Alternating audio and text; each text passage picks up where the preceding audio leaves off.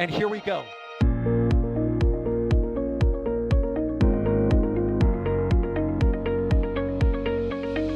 have liftoff. Propulsion continues to be nominal. R68 chamber pressure looks good. Doubling up. Roger, with planet. Water towers fly! Yes! Tango down to nominal. Fighting downside FT off. Bring in FT off. It's orange! R45! Oh my god! Oh my god! Decollage. What is it? Put that in the big bag, Jingle.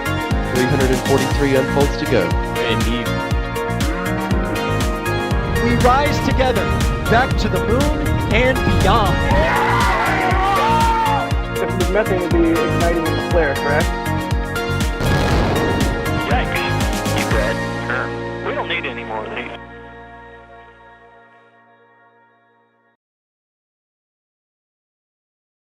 Welcome to another NSF live stream.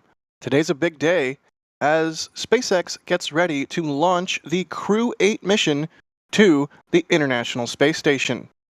You're looking at a Falcon 9 sat proudly atop Launch Complex 39A at Kennedy Space Center, and we are just over 4 hours to go until launch, although we're getting very close to walkout, I believe. I'm Jack Beyer for NSF, and I see the 5x5s coming in chat, so thank you all so much for letting us know that you can hear me loud and clear. But luckily, you don't have to only listen to me. We have some actually smart people on this stream, including Mr. Alex. Alex, how's it going? When are these smart people appearing? You're the smart people. You're one of them. Nah. Yeah, hi everyone. Another crew flight. Man, this is the 13th by SpaceX. Kind of crazy, but here we are on another launch. And by the way, this is the 5th anniversary of the Crew, basically the Crew Demo 1 mission, I guess, for Crew Dragon. That was the first launch of Crew Dragon, and now we're here 5 years later already with Crew-8, the 8th rotational mission to the ISS. Really an outstanding cadence from SpaceX. Yes, it's like time just passes by so fast. It's mind-blowing. I mean, it's one thing to launch a whole bunch of Starlink satellites with a high cadence. It's an entirely other thing to launch so many crewed missions. And not only that, but reuse Dragon capsules. We have so much to talk about. Also, on today's stream, we have Julie Bergeron. Julia, how are you doing? Why, hello there, Jack. It is a pleasure to be on stream with you both tonight. I am out at the historic Kennedy Space Center press site, and the countdown clock started a little over an hour and 15 minutes ago officially. At the press site, I see a Falcon and Dragon on the pad in front of me, and guess what? The mosquitoes have made an appearance, so yay bug spray. But yeah, we have a lot to talk about tonight, and we have a lot of time to do it with you all, so thank you for joining us. Yeah, and speaking of talking about things, if you have any questions, if you're not familiar with how we do things around here, just type at NASA Spaceflight in chat and your question off after that, and that will help it pop up in some software that we have running in the background. But yeah, we also have Max out in the field. He's getting set up and getting ready to shoot walkout. And we also have D. Weiss out there in the field as well. So, team out firing on all cylinders, hoping to see some people get launched into space. It's quite a different vibe than watching another telecom sat or more Starlinks or literally anything else. When people are getting launched into space, it's a very important and, I mean, fantastic day. But looking forward to seeing this happen here in just over 4 hours. Although we did hear a little something earlier today, did we not, Alex? Yeah, so for today, the weather didn't look good. At least the weather forecast didn't look that good.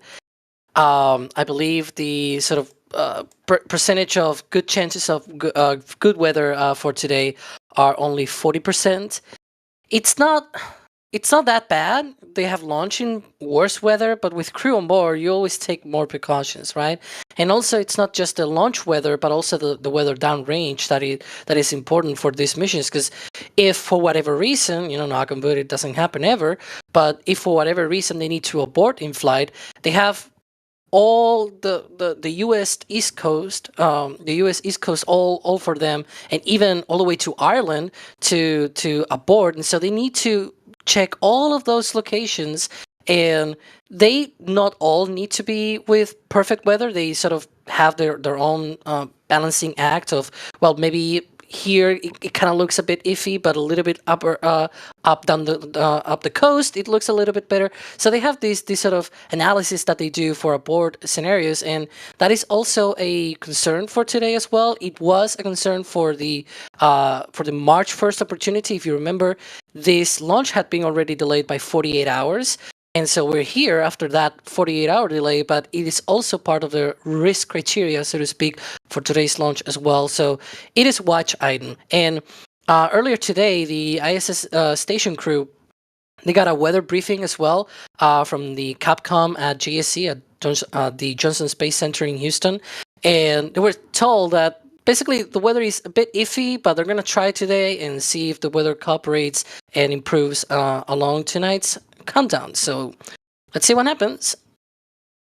All right, so with that in mind, we will keep watching the clock and keep watching the weather. Julia, I suspect it's recovery weather is the issue, because it looks like a nice night out there at the Cape. Confirm or deny? Well, I can confirm. I would say it most likely is recovery weather, as there was a storm system a bit to the north of us. Think Daytona area earlier today. Last I checked the radar, we did have a little something popping up in central Florida near Orlando. And I'm not quite certain of that storm's direction quite yet. So there is that. The other thing I would say, before the sun went down, I noticed we had some kind of thick clouds. So that is one of the weather rules. We don't want to launch through thick clouds because they can create their own lightning with the rocket. So those are some things to take in consideration. Otherwise, y'all, it is a very still day out here. The flag isn't even waving.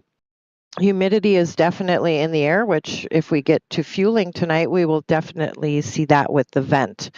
So for the most part, outside of potentially clouds at the launch site, we're good here. Good. All right, well, just something to watch as we progress towards T0. Alex, you want to give us a bit of a play-by-play in terms of what we're going to expect to see as the astronauts walk out, head to the pad, whole 9 yards? Yeah, so right now the crew should be wrapping up their suit-up procedures, where they just basically go and put on their suits and get the final checkouts, especially the leak checks and things like that. And after that, we're going to be witnessing the traditional walkout through those doors at the OMC building out there at the KSC. I believe Max is going to be out there, so maybe we'll be able to catch a view of him on those views. But definitely the iconic walkout. It's, I don't know, but at least to me, it has such a special moment for these crew missions, because now we kind of lost it with the private missions, because the private missions walk out from a building that is closer to the pad. It's the Falcon support building at Launch Complex 39A.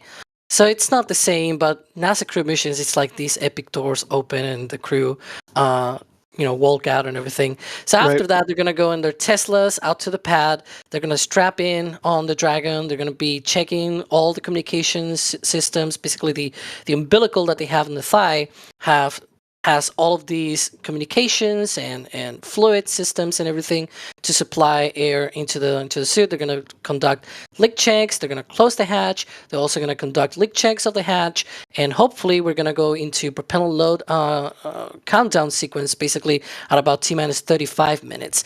Ahead of that, we're going to have a lot of go no-go polls. a weather briefing, final weather briefing before that propellant load starts should be at around T-1 hour. That's probably going to be the one that we're going to have to look for, because I don't think if the weather is too bad, they're going to go into a fueling standpoint if they found out by 3 hours from now that, well, the weather is not cooperating. So, right.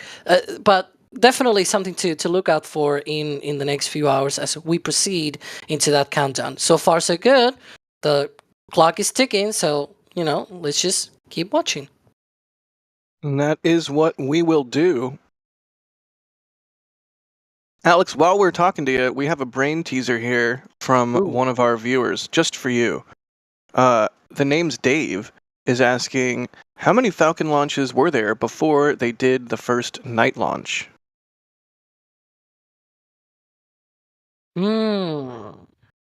I believe it was around the fifth launch. I love that you have such a reputation now for your spreadsheets and knowing all the things about Falcon that people are starting to throw brain teasers at you. Okay, it was the third launch, because I knew that the first two happened during daylight, but the third one had to basically meet with the ISS, and I remember that one of the first ISS missions kind of had like a night launch. So yeah, the third launch of Falcon 9 was already the first night launch of Falcon 9. Nice. Julia, just give us a feeling of the atmosphere at KSC right now. I mean, you said the flag was not even moving atop its pole, which we can see it there, just barely wafting in what little breeze there is. But this is a crew mission. It's the night of an attempt to launch crew to the ISS, so it's an entirely different ballgame than really any other launch, right? Absolutely. So I can tell you for crew launches, we see the wires and the network come out. They don't necessarily always come out for all missions that we can be badged for. So I can tell you, even during Axiom, we didn't have this many people here. But above me, I've got NBC set up on the roof. I've got CBS. It's still a little bit quiet here at the press site with 4 hours to go. A lot of the people who have gone to crew walkout. Few people in the press building right now, but I imagine it's about T-2 hours and it'll really be hopping around here. Because crew missions are always special. Indeed, it doesn't really get more special than that. Really quickly, thank you, Ken Champion, for becoming a Padrat member. RC Horseman, the legend, gifting 5 Red Team memberships. Thanks, RC Horseman. BK Snyder gifting 5. Musical Wolves, thank you for the super chat. They say, what's the shortest turnaround time for a dragon? Alex, I'm looking at you, buddy. Well, unfortunately, I don't have yet a spreadsheet about dragons. But I believe it's probably around the 5-6 month timeline, more or less. This one, for example, its last launch happened a year ago, because it was the Crew-6 mission. We'll probably talk about more in detail about all of the missions of the hardware that is flying today. But this capsule, Endeavour, last flew on the Crew-6 mission, and that was a year ago today. But it stayed in orbit for 6 months. So that means the turnaround is like 6 months, because between landing and another launch, it's about 180 days. So that is basically where we are right now with the refurbishment and basically the turnaround time for this Dragon. I really don't have the full data for all capsules, though. So sorry about that. How do you not have a Dragon spreadsheet? You're you. There's so much data that I will need to track that I just don't have the time to create more spreadsheets. It's a work in progress. I have it, in I call it the super spreadsheet. I have different pages, but I don't really have time to keep adding more data because I have to update the already existing one. I mean, Jack, to put things in perspective, I have a hard time keeping up with just backing up my photos before, the next set of launches. So I can only imagine with how many times Alex is on stream, how hard it must be to upkeep a spreadsheet. But That's just me. I gave up a long time ago trying to do a spreadsheet because we have lovely folks like Alex and Adrian. So Right. Yeah. Well, Alex, I know it's a lot of data, but more data, more better. Come on, man. Yes, you said it. JD Brown, thank you for the support. They say, I saw astronauts play cards before the crew started their walkouts and past SpaceX Crew missions. Is that like a tradition of NASA Crew launch day? Julia? As our resident traditionologist? Traditionologist. So yeah, playing cards is one of the traditions, and I believe they have to play until. Is it until the commander loses or wins, Alex? I think it is until the commander wins. Yes, until the commander wins. No, hang on. Yeah, I think it is until the commander loses. Now I really need to look that up. I didn't even know this. Which yeah, mouth in chat says until the commander loses? Okay, yeah, then I'll believe that, because it's either they lose or they win, and I believe it is lose. Yeah. It is all hinging on the commander, though, and you got to imagine there's got to be a little bit of wiggle room kind of scheduled into accommodate the chance that that card game you might only play one round, or you might end up playing 5 rounds. So there is a little bit of wiggle room in the launch day schedule to make sure that we've got time for those little moments and comms checks and all of that. So little wiggle room factored in. But another tradition I can tell you that we used to have, at least, was chocolate chip cookies. And that was one of the favorites of the crew kitchen. The astronauts would fly in on their T-38s, which we are not treated to T-38 arrivals anymore. I'm kind of sad about that. I wish we were. Like, that is one of those Apollo era. Did they do that in the shuttle era too? I think they did. They did that during shuttle. It's just one of those things. And really quickly, we are watching the crew in the closeout room live right now, getting ready to walk out. But go ahead, continue, Julia. This is fascinating. This is fascinating. Okay, well, but yeah, so when they'd fly in on their T-38s, whether it be for training or for that basically 1 week out before their mission, one of the first places they would go would be the crew kitchen. And a woman named Dottie would have fresh baked chocolate chip cookies ready for them. And it wasn't uncommon for them to take them back home with them after shuttle landed. And they got in their T-38s, they'd take those cookies back with them. Here's a fun fact for you. Is that the genesis of you making your own cookies, or did you just always like making cookies? Because y'all, I like launch chat, day if you don't know, Julia's cookies are positively legendary status. Well, there's a reason for that. So I of course, like Miss Jean Wright, my sister, we like baking for missions, but there's a cookbook called Cooking for the Astronauts, and Miss Dottie Knuth, I actually did get a chance to talk to her, and I took that recipe because I had heard of this tradition and heard it was in this cookbook, and that is the chocolate chip cookie recipe that I actually use for special occasions.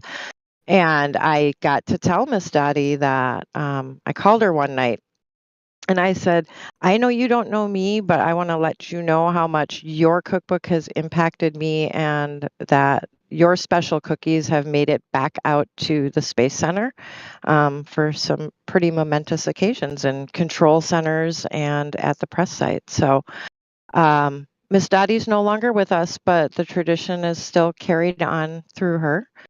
So yeah, that's the cookie tradition. But food is a big deal. I think, Alex, correct me if I'm wrong, but astronauts can still take a snack with them on their way to the space station. And as long as it's not a corned beef sandwich. No corned beef sandwiches, no crumbly food. And that was something you could do during shuttle, and they had room in their flight suits for that. They had a special pocket, and they'd let the crew kitchen know what snack they wanted to bring with them. And a lot of times people chose something along the lines of a PBJ sandwich. I know I said no crumbs, but you could have a low crumb bread for your little snack. Well, I feel like the but PB and the J, like, it's going to hold it together. they aid adhesion. Really, Absolutely. but this is why you are our traditionologist, Julia. That's amazing. Thank you for sharing all of that and for sharing the cookie recipe with, everybody in the form of your delicious cookies. So right now, Trade your bacon for cookies. deal, or jerky. So right now the crew is undergoing leak checks. You can see that their suits like puff up as they conduct these checks. You don't want to. Yeah, right. You don't want to have a suit that is not pressure sealed. Look, you can see even his the right arm there. That's fantastic. Alex, do you want to tell us a little bit about the 4 human beings that we are hoping to see launch into space today? Yeah, so right now we're seeing there, I believe it is the Russian cosmonaut, and now is the commander of the mission, Matthew Dominick. I'm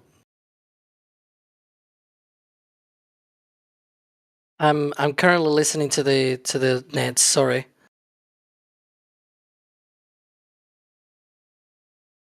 Julia, do you want to? The weather is currently being observed bit weird in the Aston corridor, but they're still proceeding with the count, and the probability of violation. So basically, the probability of go conditions have gone up to 60% from 40% from before. Good. Excellent. So far so good. May the odds be ever in our favor. Okay. So yes, the commander of the mission is Matthew Dominick. He was a U.S. Navy test pilot prior to his selection as an astronaut in 2017. Fellow astronaut Dr. Michael Barratt is the pilot for Endeavour on this mission. Joined the astronaut corps in 2000. Has flown on a Soyuz and STS-133. That's pretty cool. There's also Jeanette Epps, who is one of the mission specialists. There are 2 mission specialists on this mission. Joined the NASA Astronaut Corps in 2009. And then also, as Alex was just saying, there's a Roscosmos cosmonaut, Alexander Grebenkin. And they're also the youngest Crew-8 passenger. So those are the humans we are hoping to see launch into space now with a 60% chance of acceptable weather, which is good. I like when things trend in a positive direction. I basically went back and listened to the relay from the launch reactor. They have the Aston board criteria. Weather is currently not looking good. They're gonna proceed to the T-1 hour briefing, weather briefing that I mentioned before, and they'll make a decision then on what to do after that. And so far, tracking no issues on Dragon. Falcon 9 seems like they had a bit of an issue with the TVC on the MVAC engine. They did a wiggle test and it didn't go good, but they're going to be checking that up and see if it goes green. So far so good. Is that like an issue they're actively working right now? That TVC issue? Yeah, they basically do these like TVC checks where they wiggle a little bit the MVAC engine, and they specifically mention one of the airbags kind of thing. They basically have like this shock absorption on the TVC, especially during ascent, that kind of helps not let the engine move around as the Falcon 9 goes up, which kind of helps that your engine is not moving around while you're you're moving up, and the TVCs is still not engaged. So that's one of the things that they mentioned in that exchange between engineers in the control nets. But so far, that's the only things that they are watching. So I'm guessing we're good to go. Again, they're going to proceed to the T-1 hour briefing, weather briefing, to see if the weather improves. But, got to try, right? Otherwise, we will always be here on the ground. Right. Rankley is asking, when will Slick 40 launch a crewed mission? Does it need to undergo any type of certification? What do we know about crew launching from Slick 40, Alex? Are you listening to the nets again? I bet you're listening to the nets. No. I'm actually I'm reading back channels because there's communications as well here. We have communications everywhere. But so they do follow a certification process, obviously, because they need to ensure that, first of all, the crew access tower commits to all of the safety criteria from NASA and also from the Space Force. They also have their own criteria as well. Because it's a facility within, a Space Force launch pad. That is not, SpaceX's property. It's actually a lease from the Space Force. So everything that gets built needs also to follow Space Force rules and everything. And so they have all of these safety systems. For example, they recently tested the pad egress system, which, sometimes it is look over. It's like, okay, but you have the escape system on the Dragon. But the escape system is activated at T-42 minutes. The whole 4 hours earlier that pad crews are there and things like that, Crew Dragon is being activated, valves are cycled. You could have a leak somewhere, right? And again, knock and boot, that doesn't happen. But you could have a leak somewhere. You could have a fire or something. You want to get out of there, right? If something like that happens, and the crew access and the crew aboard system is not activated on Dragon at that point. So what do? Do you just run down the stairs on the tower? No, you just get out of there somewhere. And so that's the system that helps you being able to escape from danger if such danger were to occur. And obviously, there are situations where the rocket is not fuel, Dragon is not activated, the escape system is not activated on the Dragon, and you really need to get out of there. So, it's always, it's one of those things that you're like, okay, that's the likelihood of this thing being used is very, very small, but when you need it, you want it there. And so those are the things that NASA and Space Force do consider for the certification of the launch pad ahead of a crew mission. So the best way to certify that, like the last step will be, okay, either launch a crew that might take the risk, like a private mission, for example, or launch a cargo mission that doesn't have a crew on board and can take the risk as well. So that's one of the things that we're looking forward to in the next few weeks, where we hope to see CRS-30, the next Cargo Dragon mission to the ISS, going off from Slick 40. So that is more or less the process that they follow. Nice. Yeah, Dragon's abort system is fueled by hypergolic fuels, and if there's any kind of leak or anything, like you were saying, you want to get out of there ASAP, whether that's on Dragon or Falcon 9 itself, but definitely if it's on Dragon. You don't want to be having important crew, or really any humans, breathing in the spicy orange cloud of doom that comes from hypergolics, certain hypergolics. So we have an exact quote for the TVC issue that they're tracking. It is tracking one issue on a TVC air brake that failed checkout for MVAC, but working issue and okay to proceed. So they are working an issue with the upper stage engine thrust vector control, that's TVC. So we will wait to hear more about that. Thankfully, plenty of time in the count to hopefully get that worked out. I wonder if we'll see the game of cards. I remember we saw it last time around for Crew 7. Yeah, I hope so. I love seeing all of the, I guess for lack of a better term, pomp and circumstance, or I guess just traditions. There's a lot of traditions surrounding launch day of crew, and it just, each and every one of them makes the whole thing feel that much more special. Travis Cecil, thank you for gifting 5 red team memberships. Greg Demers becoming a red team member. Is that Greg? Are you actually Greg? I grew up with a Greg Demers. Hang on, I gotta at Greg Demers in chat. Oh, they're not there. Spooky. Okay. Anyways, thank you, Greg, for that. Last, Lou Jast, becoming a Pad Rat member. Laser Tech becoming a Pad Rat member. Moldy Space gifting a red team membership. Thank you, Moldy. Sideshow Bob gifting a red team membership. Probably also walking into a rake. That was a Simpsons reference for you, Alex. The Nozzle gifting a red team membership, and Connor G with a $5 super chat saying tonight's launch is SpaceX's 20th Falcon launch of the year. Demo 1 launched in 2019, which only had 13 Falcon launches during the entire year. That is nuts. Yep. It really can't be overstated, the insanity to which we have seen SpaceX take with like the cadence of these rockets that they've managed to reach is just truly absurd in the best way.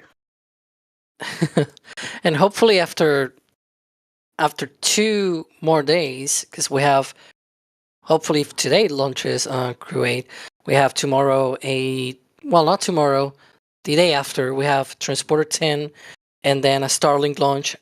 And so we will have another extra 2 launches, which will mean we will be the 22nd launch by then, by the last launch of those.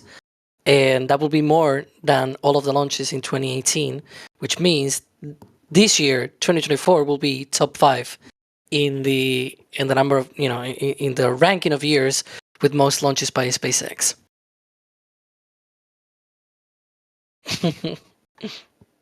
Robot Scott, thank you for becoming a red team member. Coco Katz gifting a red team membership, and Jim Cavett also gifting a red team membership. Y'all, the membership program is so important to what we do. We literally could not do what we do without y'all's support. So it's so meaningful. It's so appreciated. And it's one thing to become a member yourself. It's an entirely other thing to gift memberships to other people who might not otherwise have gotten the chance to experience all of the different perks that we have, the behind-the-scenes photos, the members-only photos and videos, the occasional member-only stream. There's even hey, chat-only emoji or member-only emoji in chat. I'm gonna be contrarian. I'm gonna throw some Tory Brunos in chat because I'm a member and I can do that. But for real, we appreciate all of our members, everyone who does anything to support the channel, whether it's hitting the like button or telling their friends about us or supporting us in some monetary fashion. It's so appreciated. You gotta love that NASA worm on the second stage. I'm so glad they're still doing that. I'm looking at the feeds, and it appears that because always at the part of the ninjas, the ground crews, we always have a NASA astronaut as one of the pet ninjas. So for today will be number 21. So look out for her. It's the one right below where it says Crew 1 on the upper left. It's one of the new ones from, I think, the 2017 group of astronauts. Maybe mistaken, but I think it's from that group. Nice. Well, the crew is all standing up now. Looks like they're about to take a photo. And then pretty soon here we'll get to see Walkout. And my favorite part of Walkout is seeing the crews say, their goodbyes to their loved ones. But then my second favorite part of Walkout is finding out what the license plate on the Teslas is going to be, which we already know because Max posted it in our back channel. Don't spoil it, Alex. But the audience doesn't know unless they follow Max on Twitter. Which, they should be, but otherwise... I was actually looking up the astronaut group. It's actually the 2021. Oh, nice. Thank you. Julia, do we have you back? Yeah, you got me back.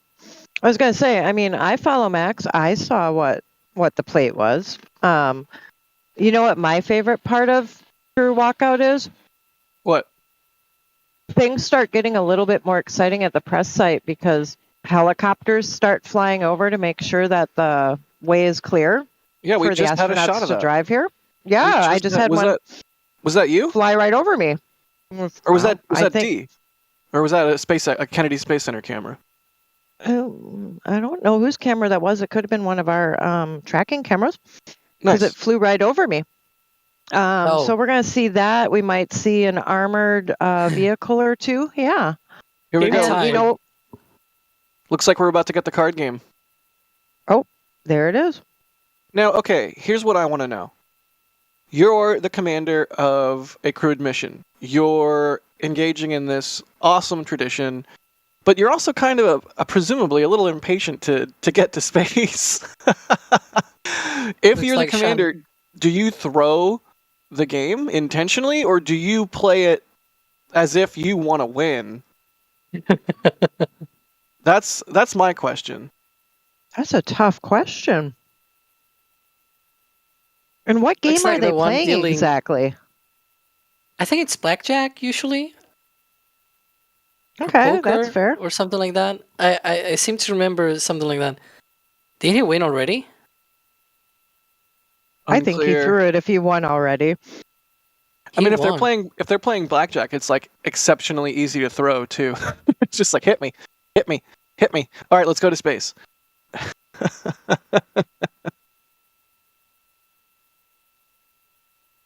Yeah, it looks like Yeah, the she's one dealing putting the them away. cards is Shannon Walker.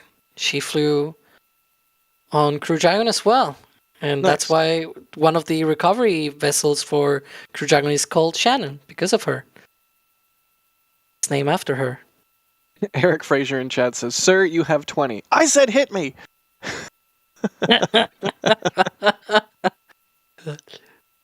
But really, like I said, all of these traditions on launch Face to day faces. are so It's special. amazing. It is really nice to just see these traditions carry forward throughout the See- entire sequence. See, you don't see this between Starlink satellites, right? Like, this is Right. why launching humans, it's always amazing, because it's like these traditions, these little things, these rituals, it's always so cool. Right. And Starlink satellites are the deck of cards in that case. Yeah, they should probably have one at SpaceX where it's like the bag is just the satellite bus. Don't steal my idea, though. We may try that for the merch store. Adrian, go to work on that.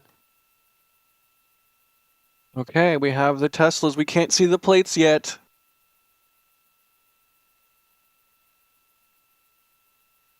Exciting.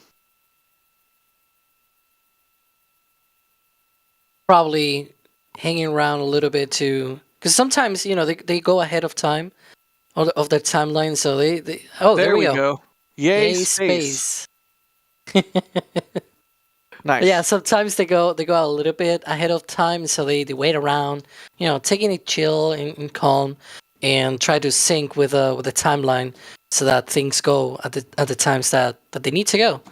But it's always good that they go a little bit ahead of time, just to leave some leeway for an unexpected moments, like, for example, not losing the game. Right. It's been 3 hands and I still haven't lost. I know. Like, come on, we've got a schedule to keep. Yeah.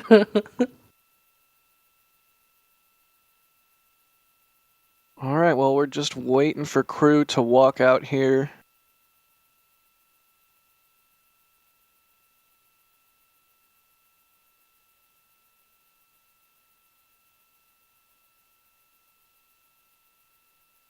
River Dave says, "I don't see any worms. Where's Team Worm?" I mean, there's a worm on the second stage. I'll allow it. I think that's plenty. You don't need to overworm. Maybe it's on the rear window, maybe. I've seen could it be. there in the past. Yeah. Good call.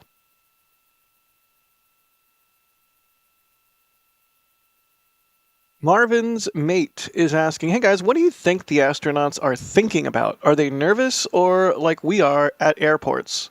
Well, I don't know about you, Marvin, but I'm nervous at airports. And I love flying, but for whatever reason, probably largely to include the Swiss cheese model of accidents, I am always nervous at the airport. Ironically, they probably spend less time waiting for their launch than you probably have to wait for your flight on an airport. Yeah, and they don't even have to go through TSA. Yeah, right?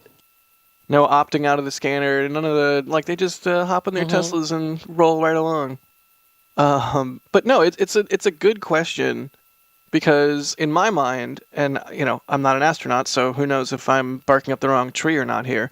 In my mind, they have trained so much, they have practiced all of this and thought about all of this so much that it's like practically muscle memory at a certain point. And I imagine they're thinking about, procedural things they might have to do, or the order of operations in some task, if there's an anomaly or this or that. I imagine it's more like just going over things that they need to remember in their head. But I don't know. What, the helicopter shot? That was nice. It was so funny because I was able to see New Glenn on the pad. Nice. It's the first time we have a Crew Dragon and a New Glenn both on the pad. It's so amazing. You'll love to see it. You'll love to see it. There you go. Hi, New Glenn. I'm so excited to see New Glenn launch. I can't wait. Look at all of those stickers. So cool. What a I don't know, special doorway. It's a stupid statement, but really. The land and buildings around Kennedy Space Center, you very easily stumble across hallowed ground. Let's see. Kate Lindsay is asking, does Falcon have hydraulic or electric thrust vector control? Alex? Hydraulic. It actually uses the RP1 kerosene that it uses for the engines. It uses that for hydraulics. It's a nice thing because, the same propellant that you use already can work as hydraulic. Sometimes RP1 can be used as hydraulic fluid as a treat. I believe at one point, Tim Dodd asked Elon whether they could use methane, liquid methane, as the hydraulic. And Elon said, we actually look at that. So they were not, being close to the idea of using liquid methane as the hydraulic fluid. But obviously, electric TVC is so much simpler when you have a vehicle like a Starship with so many engines. Right. And of course, when, your hydraulic fluid can go in flames if you have leaks on your engine bay, Right. Yeah, I don't even want to think about the hydraulic lines that had to be run inside of Booster 7's engine compartment. To just 86 all of that plumbing and then replace it with electric motors seems like such a no-brainer. Scott Harrod, thank you for gifting a Red Team membership. Stephen Majorano Jr. gifting 5. Thank you so much. Blake Alexander also gifting 5. Wow, Charles Gilligy gifting 20 Red Team memberships. Make sure you thank the person that gifts you the membership, y'all, if you happen to get one. And Steve Kalovic, thank you for the super chat. They say your number one fan, Bideford, is getting better and watching now. Thank you all for great entertainment. Was Bideford sick? Oh no. Well, I'm glad she's getting better. Thanks for the update, Steve. Oh, I saw a hand in front of the window. Could be any moment.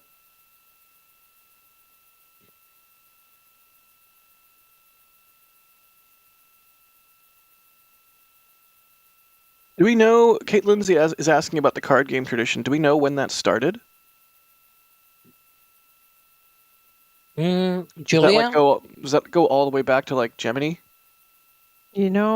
I honestly don't know that answer, and I'm... They couldn't go back to Mercury, right? Because it's only one person. No, not Mercury, but let me phone a friend and see if I can find that answer out, okay? All right, if the phone a Ooh, friend doesn't phone a work, friend. you still have a 50-50 and you can pull the audience also. But you know, What? that's a flex. We'll see. We'll see if they're It's like still Sawyer. awake. That is a Julia flex. I see Yeah, there, NASA Administrator Bill Nelson. Senator NASA Administrator Bill Nelson. Oh, of course, yes. Or I think it's NASA Administrator Senator Bill Nelson. It's that one. A few astronauts as well. Jim Free, one of the associate administrators. Nice. A lot of people. course, I wonder if we'll see someone from SpaceX though. Must be there somewhere. yeah, I imagine if once we actually get to them about to be walking out, I imagine there'll be some more people out here. But I don't know. Maybe this is a. I don't see Max. I'm looking for Where's Max. Max? Yeah, I'm also looking for him, but oh, I see Manuel. It's hard to miss Manuel. Ryan in chat says Nelson Senator Bill NASA Bill Administrator Senator. I can't even say it. Also, Pam Melroy as well there. Nice. You'll love to see it. Everybody eagerly awaiting to bid their family members a good trip. Daniel Hogbin, thanks for gifting 5 Red Team memberships. Rodin Amandel, thanks for the super chat. 1979 Camaro, ooh, nice name. So I always wondered if after second engine start, they experience an issue they had to abort, would they do automatic reentry or orbit and then reenter? I don't know. But I would anticipate that is something that depends on when during second engine burn any potential issue would occur. Yeah, they have different phases, and they have an option if it's very late into the burn to abort to orbit as well. But with the thrust of the MBAC, I will say that's probably like 2 or 3 seconds of a window for abort to orbit. 2 seconds, you said? 2 or 3 seconds, I said. Because it's probably not a lot of time that you really... the difference between orbit and not being in orbit with the MVAC is like 2 or 3 seconds. So like the Centaur with the RL-10 that you need minutes and minutes to get into orbit and things like that. But the difference of what you can do with a Dragon if you are in a suborbital trajectory and you want to go into orbit doesn't really have a lot of delta V to be able to go into orbit. So on abort to orbit, it's probably like maybe 3-5 seconds tops for a window towards the end of that burn of the MVAC engine. That's what I imagine. Yeah, that makes sense. Julia, what was Max wearing today? You're trying to find him, right? Yeah, I feel I see him, but I'm not sure. Was he wearing a gray shirt? I think he was wearing a gray shirt, but literally I got here and he went to go line up, and I honestly don't even remember. Oh, He was a blur. He is a hat backwards guy, isn't he? He is a hat backwards sort of guy, yes. You know how I know that? Because when he came to Starbase, he wore his hat backwards for a long time out in the Starbase sun and had a hilarious crescent moon-shaped sunburn on his forehead. But I think the one that you were looking at on the left, that might not be Max, because they have a gray mustache. Oh, it might be a Max doppelganger. Yeah, right, we'll at least from the back. You know what? What? Also, Derek Wise is out there, our newest member of the NSF team. So you can look for longer hair, longer, almost blonde hair would be Derek. I'm not the only one with long hair anymore at NSF. All right, so I have long hair. I had long hair. I meant... Yeah, I know. Okay, sure. You have long hair. Like a decade and a half ago. But yeah, all right, we'll keep our eyes out for him. We need to dig those photos back. No. For April 1st. Absolutely not. I forbid it. Why not? I forbid it. Chat. Request that in chat. Yeah. Nope. Rodin, thank you again for the super chat. They say, how will Starship be used for ISS missions? it won't. At least we don't have any news This about is it. LD, about that countdown happening 1. right- At this time, we are standing Oh. down from a launch attempt tonight due to elevated ascent winds. Well, there you go. Wow. Oh, okay. Well, that is a scrub, but you know what they say. It's better to be on the ground wishing you were going to space than being in space and wishing you were on the ground. Very true. Very true. It's no joke launching Crew. I mean, not that launching payloads for customers or even internal missions is a joke, but obviously SpaceX takes the utmost care, as well as NASA, when it comes to launching LD, launch Crew, control and countdown. so LD, for awareness, proceeding with pause and clock now. Yeah, copy all, and reset for an opportunity tomorrow. all right, well, there you go. It's going to be a 24-hour recycle.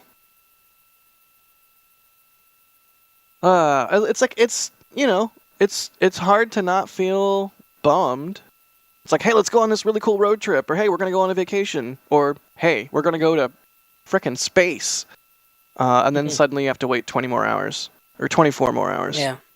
But hey, I mean- rockets are complicated machines, and despite the insane cadence from SpaceX lately, it's still not trivial to do all this, right, Julia?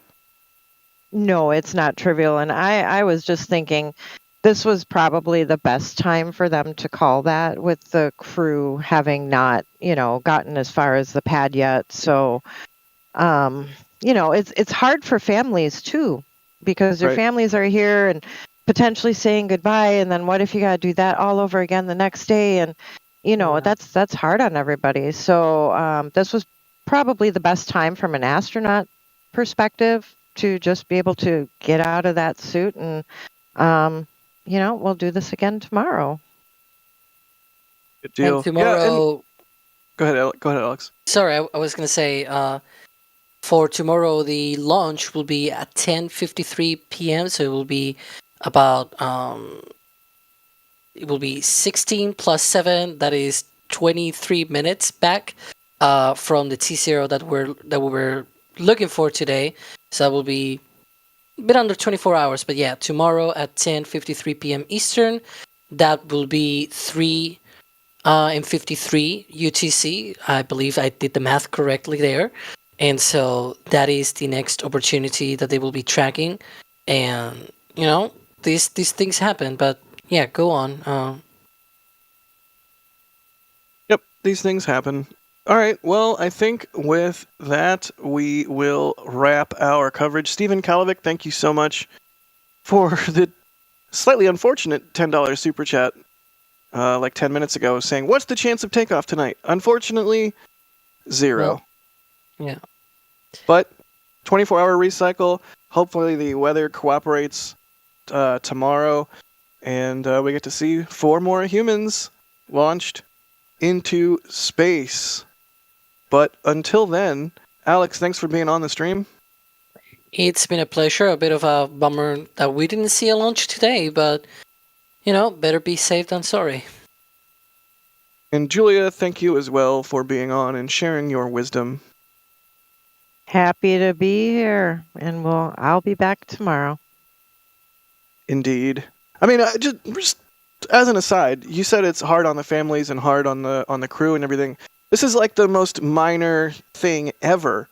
It's not comparable except for like an infinitesimal amount, but it's hard on media as well. Like scrubs are no joke. They can be mentally taxing and physically taxing, especially for missions that are like late night missions or what have you. So hopefully everyone gets some rest tonight, including you, Julia. I think that's a good plan, and save my voice, because I'm realizing how much I miss some of my colleagues like Chris and Thomas, because we used to all 3 of us do this. So hope you don't mind tomorrow. It'll be me again. No, I don't mind at all. I love it. Although I would be remiss if I claimed that I did not miss Chris or Thomas. I miss you, Chris and Thomas. Yeah, we miss you. I mean, they're still around. It's not like they're gone, but they Yeah. don't work at NSF anymore. Also, My table oh is God. lonely right now. My table is hope- lonely. I hope he doesn't clip this, but we also miss you too, Michael. Oh no, why would you say that out loud? Julia, I'm so not in touch with my cultural heritage, but there's, I think, a Farsi expression that's like, your seat is empty, or something along those lines. So, I feel that. I definitely feel you saying that your table is empty.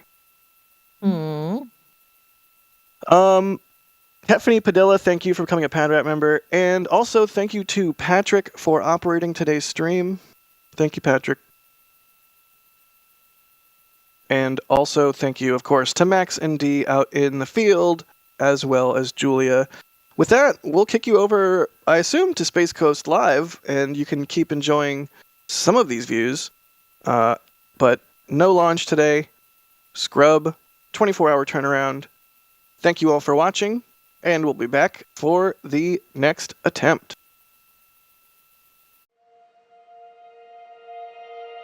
And here we go.